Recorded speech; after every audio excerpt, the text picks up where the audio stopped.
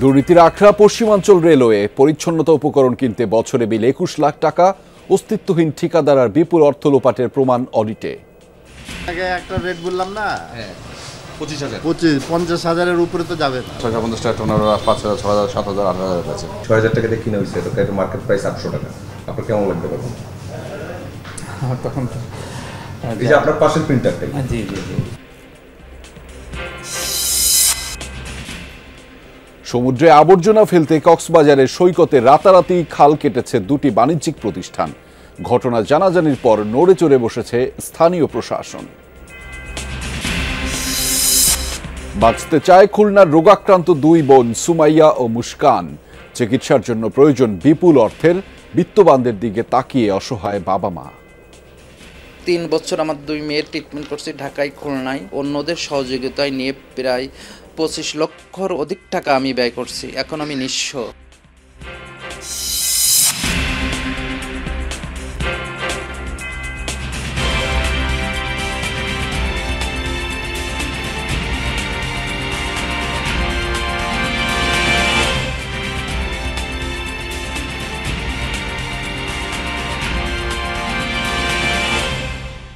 দর্শক, আমন্ত্রণ যমুনা নিউজে আপনাদের সাথে আছি আমি আহমেদ রেজা। এতক্ষণ শিরোনাম দেখছিলেন, এবার জানাচ্ছি বিস্তারিত। রেলওয়ে পশ্চিমাঞ্চলের নিত্য জরুরি কেনাকাটায় বড় ধরনের অনিয়ম হয়েছে। কনজারভেন্সি গুডস নামে পরিচিত এসব পণ্য কিনতে কোনো কোনো ক্ষেত্রে দাম দেখানো হয়েছে 6 থেকে 7 গুণ পর্যন্ত। টয়লেট ক্লিনার সহ পরিচ্ছন্নতা উপকরণ কিনে রেল পশ্চিমাঞ্চল বিল করেছে 21 লাখ টাকা। ট্রেন ধোয়ার ব্রাশ, ডিটারজেন্ট, ন্যাকড়া কিনতে খরচ দেখানো হয়েছে 8,82,000 টাকা। আদৌ এসব পণ্য কেনা হয়েছিল কিনা তা নিয়ে প্রশ্ন তোলা হয়েছে রিপোর্টে। সরেজমিন ঘুরে দেখা গেছে যে ঠিকানা থেকে ঠিকাদার মাল সরবরাহ করেছেন বলে উল্লেখ করা হয়েছে, সেখানে ওই প্রতিষ্ঠানের অস্তিত্বই নেই। ইসমাইল হোসেন জনি ও তারেক মাহমুদ রাসেলের ক্যামেরায় আখলাকুস সাফার অনুসন্ধান।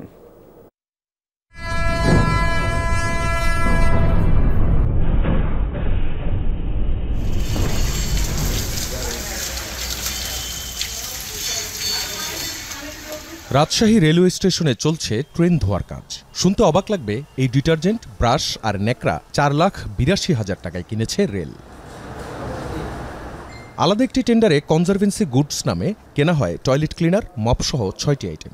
এক্ষেত্রে বিল করা হয়েছে 20,95,000 টাকা। কোনোটির দাম বেশি দেখানো হয়েছে 5 গুণ পর্যন্ত। বছরের শুরুতে ঠিকাদারি প্রতিষ্ঠান সারোয়ার এন্টারপ্রাইজকে প্রত্যয়নও দিয়েছে রেলওয়ে।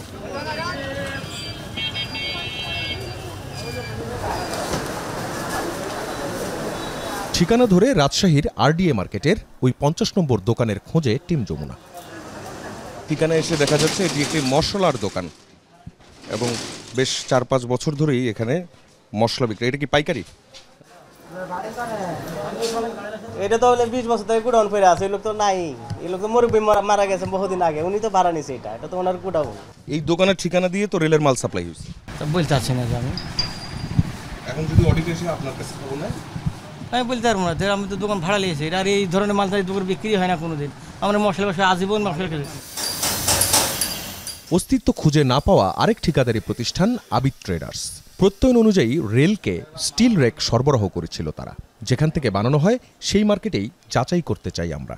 ওই যে আপনাকে একটা রেট বললাম না, 50,000 উপরে তো যাবে না।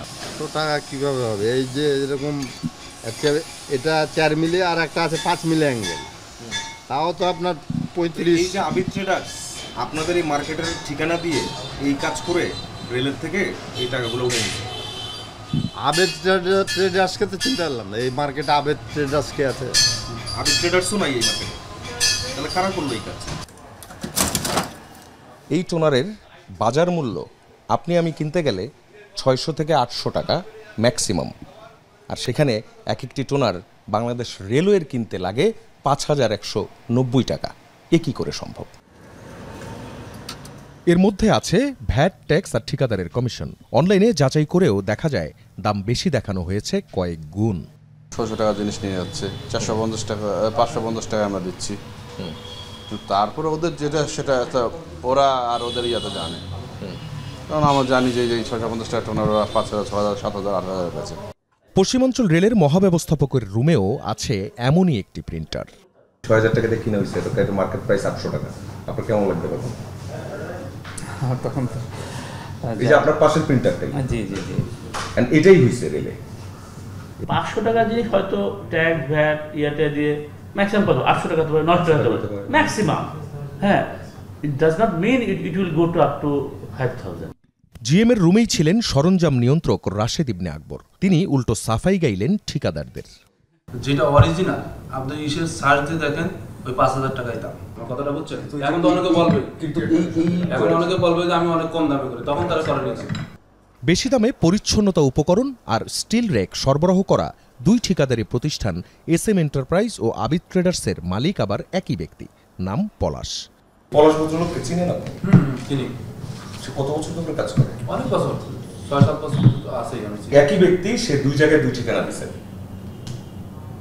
এবং আপনার পাশের রুমে তার বাবা বসে আছেন। প্রতিষ্ঠানের ঠিকানা দেয়া স্টেশনের পাশে শেরওয়েল কলোনি, সেখানে নেই প্রতিষ্ঠানের অস্তিত্ব। খোঁজ খবর করে সাক্ষাৎ পাওয়া গেল পলাশের বাবা আর ম্যানেজারের। তো এটা তো বিল হয়ে গেছে অলরেডি, চেক করে কিন্তু এই কাজ আমরা করিনি। দোকান অথবা ঠিকানা আছে কিনা লাইসেন্সের এগেইনস্টে? লাইসেন্সের এগেনস্টে না, বাসার ঠিকানাটাই ঠিকানা। এটা আমি সাপ্লাই দিয়েছিলাম হুইল পাউডার 73 কেজি, 188 টাকা আমার দেওয়া রেট আর কি, ঠিকাদারি। সম্প্রতি প্রকাশ হওয়া অডিট প্রতিবেদনে বলা হয় 2020-21 অর্থ বছরে 3000 টাকার সিসি ক্যামেরা কেনা হয় 22,500 টাকায়, 1200 টাকার পানির ফিল্টারের রিপ্লেসমেন্ট কিট কেনা হয় 3,500 করে, 61,000 টাকার ফটোকপি মেশিন কেনা হয় 1,44,980 টাকা দিয়ে, 55,000 টাকার প্রজেক্টর কেনা হয় 99,500 টাকায়, 91,000 টাকার এসি 1,85,000 টাকা আর 28,000 টাকার স্ক্যানার মেশিন কেনা হয় 37,000-এ। এখনকার মার্কেট প্রাইস হচ্ছে 850 টাকা। প্রশ্নের উত্তর দিতে গিয়ে উল্টো অডিটেরই বিশ্বাসযোগ্যতা নিয়ে প্রশ্ন তোলেন পশ্চিম রেলের কর্মকর্তারা। 6500 এইটাই যদি আপনি ধরেন ডুপ্লিকেট কেনেন, আপনি যেটা বলতেছেন বাজারে 800-1000 টাকা পাবেন। তাহলে অডিট কি তাহলে ওই যে ডুপ্লিকেট টাকা ধরছে? ধরতে পারে। ওরা অনেক সময় কি করে ওই তাৎক্ষণিকভাবে বাজারে যায়, তো এখন কোথায় অরিজিনাল পাওয়া যায় কোথায় ডুপ্লিকেট তাদের হয়তো নলেজও থাকে না। ওদের কাজটা হচ্ছে এই যে একটা ডিপার্টমেন্টকে প্রেসারে ফেলা দেওয়া, যেন আমরা প্রেসারে ফেলে সঠিক কাজটা করি। ওই এক বছরই চাহিদার বাইরে 1,28,90,000 টাকার অতিরিক্ত মালামাল কেনা হয়, যা উল্লেখ করা হয়েছে অডিট রিপোর্টে। এমনকি আদৌ এসব পণ্য কেনা হয়েছিল কিনা তা নিশ্চিত হতে পারেনি নিরীক্ষা দল। বাজার মূল্যের চাইতে কয়েক গুণ বেশি দামে পণ্য কেনা রেলের জন্য নতুন কিছু নয়। প্রতি বছরই এই ধরনের কেনাকাটা হয়, কোনোটা অডিটে ধরা পড়ে, কোনোটা ধরাই পড়ে না। আর যেসব অডিটে ধরা পড়ে সেগুলোরও কোনো দৃষ্টান্তমূলক সাজাও হয় না, যে জন্য নজিরও সৃষ্টি হয় না। এই কেনাকাটার দুর্নীতি এগুলো বন্ধ করার জন্য দরকার পদ্ধতিগত সংস্কার, নিশ্চিত করা স্বচ্ছতা ও জবাবদিহিতা। আখলাকুস সাফা, যমুনা নিউজ, রাজশাহী। বিগত 3টি নির্বাচন নিয়ে উত্থাপিত বিভিন্ন অভিযোগ তদন্তে 5 সদস্যের কমিটি গঠন করে প্রজ্ঞাপন জারি করেছে সরকার। বৃহস্পতিবার এ সংক্রান্ত প্রজ্ঞাপন জারি করা হয়। হাইকোর্টে বিভাগের সাবেক বিচারপতি শামীম হাসনাইনকে সভাপতি করে 2014, 2018 এবং 2024 সালের জাতীয় সংসদ নির্বাচনের অনিয়মের তদন্তভার দেওয়া হয়েছে। কমিটিকে ভবিষ্যতে সুষ্ঠু, অংশগ্রহণমূলক ও নিরপেক্ষ নির্বাচন আয়োজনের জন্য প্রয়োজনীয় সুপারিশ পেশ করার নির্দেশনাও দেওয়া হয়েছে। কমিটির অন্য সদস্যরা হলেন সাবেক অতিরিক্ত সচিব শামীম আল মামুন, ঢাকা বিশ্ববিদ্যালয়ের আইন বিভাগের সহযোগী অধ্যাপক কাজী মাহফুজুল হক, জেলা ও দায়রা জজ আদালতের অ্যাডভোকেট ব্যারিস্টার তাজরিয়ান আকরাম হুসাইন ও নির্বাচন বিশেষজ্ঞ ডক্টর মোহাম্মদ আব্দুল আলিম। আত্মপ্রকাশ করল গণঅভ্যুত্থানে অংশ নেয়া বেসরকারি বিশ্ববিদ্যালয়ের শিক্ষার্থীদের নতুন প্ল্যাটফর্ম প্রাইভেট ঐক্য। একই সাথে ঘোষণা করা হয়েছে সংগঠনটির 151 সদস্যের কমিটি। বৃহস্পতিবার বিকেলে রাজধানীর আফতাবনগরের একটি রেস্টুরেন্টে আয়োজিত সংগঠনটির আত্মপ্রকাশ অনুষ্ঠানে 18 জুলাইকে প্রাইভেট দিবস হিসেবে সরকারি স্বীকৃতি প্রদানের দাবি জানিয়েছে তারা। বলেন, দেশের সকল বেসরকারি বিশ্ববিদ্যালয়ের শিক্ষার্থী ও অ্যাক্টিভিস্টদের ঐক্যবদ্ধ করে জুলাই আকাঙ্ক্ষাকে রক্ষা করাই তাদের প্রধান উদ্দেশ্য। পাশাপাশি শিক্ষার্থীদের ন্যায্যতা ও অধিকার প্রতিষ্ঠায় কাজ করবে সংগঠনটি।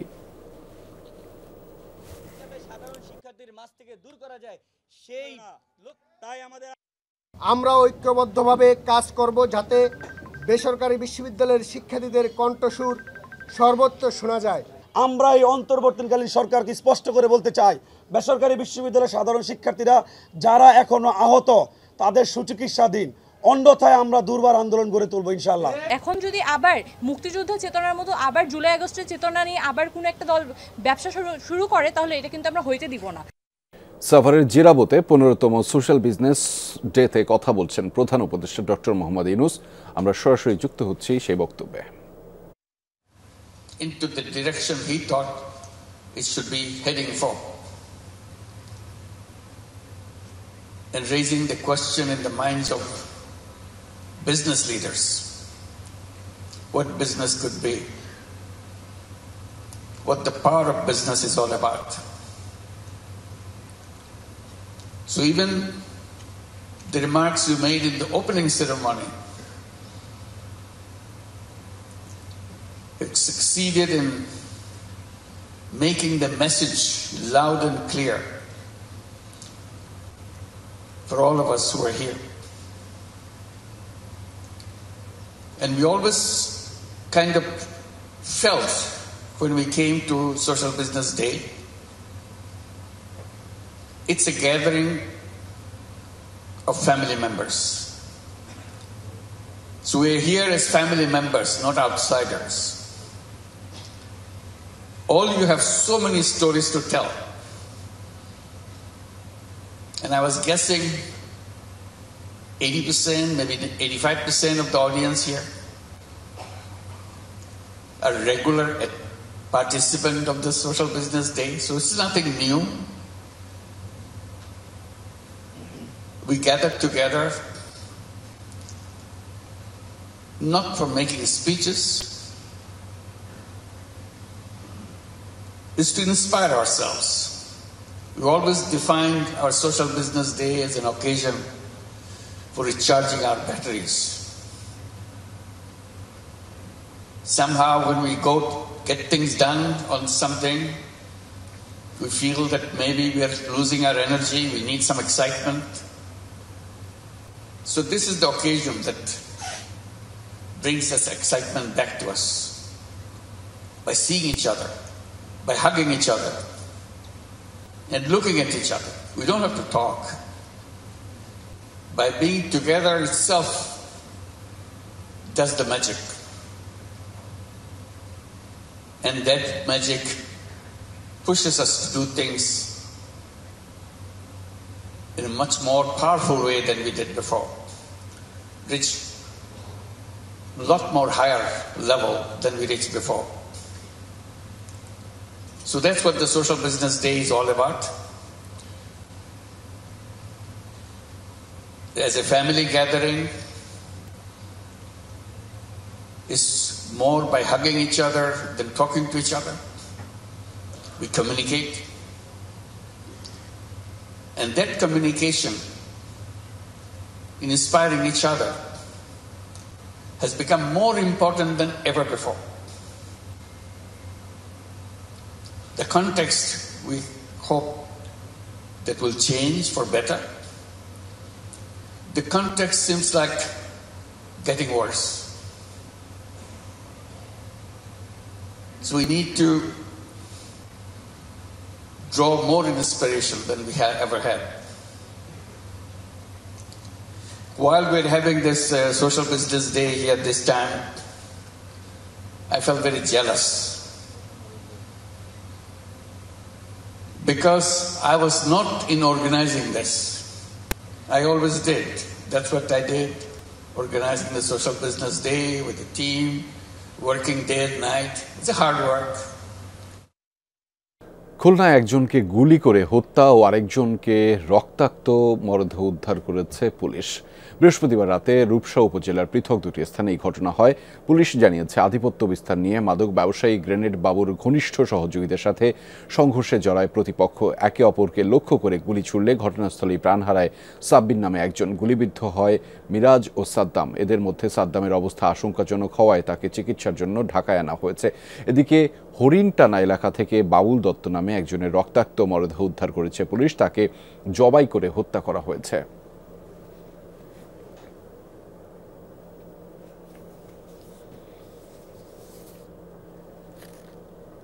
রাতের আধারে কক্সবাজার সমুদ্র সৈকতের বালিয়াড়ি কেটে কৃত্রিম খাল তৈরি করেছে দুটি বাণিজ্যিক প্রতিষ্ঠান। এই ঘটনায় রীতিমতো তোলপাড় চলছে। খালটি দিয়ে বর্জ্য গিয়ে মিশছে সাগরে, বিব্রত হচ্ছেন পর্যটক ও স্থানীয়রা। ঘটনাস্থল পরিদর্শন করে অভিযোগের সত্যতা পেয়েছে পরিবেশ অধিদপ্তর। নড়ে চড়ে বসেছে জেলা প্রশাসন সহ অন্যান্য সেবা সংস্থাগুলো। সপ্তাহ 3 দূরে হঠাৎ দেখা যাচ্ছে কক্সবাজারের সমুদ্র সৈকতের বালিয়াড়ি কেটে তৈরি করা এই কৃত্রিম খাল। স্থানীয়দের অভিযোগ 50 থেকে 60 বছর ধরে হোটেল মোটেল জোনের ময়লা পানি ডিভাইন ইকো রিসোর্টের পেছনের ছড়া দিয়ে এবং প্যাসিফিক বিচ লাউঞ্জের ক্যাফের সামনের অংশ দিয়ে সাগরে গিয়ে মিশত। ছড়াটিতে বাদ দিয়ে বালিয়াড়ি কেটে রাতের আধারে তৈরি করা হয় কৃত্রিম খাল। হঠাৎ করিয়া না ওরা এবছর বন্ধ করিয়া না আমার সব জায়গা এলাকা বেক ডুবাইয়া না আজ প্রায় 20 দিন ধরে ডুবা। সরাগাম বান্ধনের কারণে আজ তোমার ক্ষতি হয়ে যেতে সরান না বান্ধিত আজ ইন্দি পানি নচলিত। পর্যটকরা বলে আর কি এগুলো কিসের পানি আসে এখান থেকে, আমরা বলি এখানে নালা নদীর পানি আসে। এই খাল দিয়ে ময়লা আবর্জনা সরাসরি সাগরে গিয়ে পড়ায় বিব্রত পরিস্থিতিতে পড়ছেন পর্যটকরা। নিজেদের রিসোর্ট এবং রেস্টুরেন্ট রক্ষায় এমন কাজ করছেন বলে স্বীকার করছেন অভিযুক্তরা। এখানে পানি প্রতিবন্ধ করার কোনো প্রশ্ন আসতেছে না। এখানে আমি আমার যে প্লট আছে প্লটের সামনের জায়গাটাকে প্রটেকশন দেওয়ার চেষ্টা করেছি মাত্র। বৃহস্পতিবার ঘটনাস্থল পরিদর্শন করে অভিযোগের সত্যতা পেয়েছে পরিবেশ অধিদপ্তর। এটা আসলে ড্রেনের মতো হয়ে গেছে, তো এটা আসলে আমার কাছে মনে হয়েছে যে এটা প্রাকৃতিকভাবে হয়নি। এখানে হয়তো রাতের আধারে কেউ এটা করে থাকতে পারে। প্রাকৃতিকভাবে পানি চলাচলের স্বাভাবিক পথ বন্ধ করে বাঁধ তৈরির পর কৃত্রিম খাল খননের ঘটনায় নড়ে চড়ে বসেছে জেলা প্রশাসন সহ সংশ্লিষ্ট সব সেবা সংস্থা। সাগরে গিয়ে নোংরা পানি না পড়ে সেজন্য ইতিমধ্যে আমরা পানি বোর্ড এবং আমাদের পৌরসভার যিনি এক্সেন আছেন ওনাকে নিয়ে আমরা কাজ করছি যে কিভাবে একটি ভালো সলিউশন করা যায় এবং ড্রেনেজের সাথে সংযোগ করে দেওয়া যায়। Al Amin Shikder, Jamuna News. New Mooring Terminal সহ চট্টগ্রাম বন্দর ব্যবস্থাপনায় রাষ্ট্রীয় দায়িত্বে পরিচালনা এবং রাখাইন করিডোর উদ্যোগ বন্ধের দাবিতে Dhaka to Chittagong road march পালন করছে বিভিন্ন বামপন্থী প্রগতিশীল রাজনৈতিক দল ও সংগঠন। সকালে জাতীয় প্রেস ক্লাবের সামনে থেকে এই রোড মার্চ শুরু করেন তারা। এ সময় ছোট ছোট মিছিল নিয়ে প্রেস ক্লাবের সামনে আসেন সংগঠনগুলোর নেতাকর্মীরা। রোড মার্চ পূর্ব সমাবেশে নেতারা বলেন, চট্টগ্রাম বন্দর কোনোভাবেই বিদেশিদের হাতে দেওয়ার সুযোগ নেই। যে কোনো মূল্যে জাতীয় সম্পদ ও সার্বভৌমত্ব রক্ষা করতে হবে। বক্তারা বলেন, রাখাইনে করিডোর দেওয়ার উদ্যোগ দেশের সার্বভৌমত্বের উপর হুমকি। এ ধরনের হুমকি প্রতিহতের ঘোষণা দেন তারা। রোগাক্রান্ত 2 মেয়েকে নিয়ে যেন অথৈ সাগরে পড়েছেন খুলনার আব্দুর রহিম ও সানজানা দম্পতি। বড় মেয়ে সুমাইয়া আক্রান্ত লিভার ক্যান্সারে, ছোট মেয়ে মুস্কানও জন্ম নিয়েছে হার্টের 3টি ছিদ্র নিয়ে। 2 মেয়েকে সুস্থ করে তুলতে প্রয়োজন জটিল সার্জারি, যার ব্যয়ভার বহন করা সম্ভব হচ্ছে না পরিবারটির জন্য। যে বয়সটিতে দুরন্তপনায় গোটা বাড়ি মাতিয়ে রাখার কথা, সে সময় অসুস্থ হয়ে ঘরের কোণে সময় কাটে 2 বোন সুমাইয়া ও মুস্কানের। খুলনার পুরাতন গল্লামারি রোডে অসুস্থ 2 মেয়েকে নিয়ে থাকেন অসহায় বাবা মা আব্দুর রহিম ও ফারজানা আক্তার। বড় মেয়ে সুমাইয়াতুল জান্নাতের 9.5 বছর বয়সে কিডনিতে ক্যান্সার ধরা পড়ে। কয়েক দফায় কেমোথেরাপি এবং রেডিওথেরাপি দেওয়ার পর বাম পাশের কিডনি কেটে ফেলা হয়। কিছুটা সুস্থ হবার পর চলতি বছর সুমাইয়ার লিভার ক্যান্সার ধরা পড়ে। আমার নিঃশ্বাস নিতে কষ্ট হয়, পেটের ভিতরে চিনচিন করে, পায়ে হাতে ব্যথা করে, আর শরীরের ভিতরে অঞ্জলা লাগে, মুখের ভিতরে ব্যথা করে। শুধু বড় মেয়েই নয়, অভাগা বাবা মায়ের ছোট্ট সন্তান 3 বছর বয়সী রহিমা মুস্কানও হার্টে 3টি ছিদ্র নিয়ে জন্মগ্রহণ করে। এই বয়সেই একবার ওপেন হার্ট সার্জারি হয়েছে মুস্কানের। 3 বছর আমার 2 মেয়ের ট্রিটমেন্ট করছি ঢাকায়, খুলনায়। আমার ওয়াইফের স্বর্ণ গ্রামের জমি অন্যদের সহযোগিতায় নিয়ে প্রায় 25 লক্ষর অধিক টাকা আমি ব্যয় করছি। এখন আমি নিঃস্ব। চিকিৎসকরা জানান, পুরোপুরি সুস্থ হতে সুমাইয়ার চিকিৎসা করাতে হবে দেশের বাইরে, আর মুস্কানের আবারও প্রয়োজন অস্ত্রোপচার। ওর যে মেইন চিকিৎসা যে high dose chemotherapy, highly intensive chemotherapy with bone marrow transplant, সেটা ঢাকাতে কিছুটা পসিবল, কিন্তু এটা অনেক ক্ষেত্রেই খুবই জটিলতা তৈরি হতে পারে। সেজন্য বিদেশে নিয়ে যেতে পারলে ভালো হতে পারে। সন্তানদের সুস্থতার জন্য মরিয়া বাবা মা। তবে ব্যয়বহুল চিকিৎসার ভার বহন করা সম্ভব হচ্ছে না কৃষি বিশ্ববিদ্যালয়ের ল্যাব টেকনিশিয়ান পদে কর্মরত আব্দুর রহিমের। স্বজন প্রতিবেশীদের সহায়তাও অপ্রতুল। বড় জনের লিভার প্রতিস্থাপন করতে হবে, তা 60 থেকে 70 লক্ষ টাকার প্রয়োজন এবং পরবর্তীতে আবার ছোট মেয়ের ওপেন হার্ট সার্জারি করা লাগতে পারে।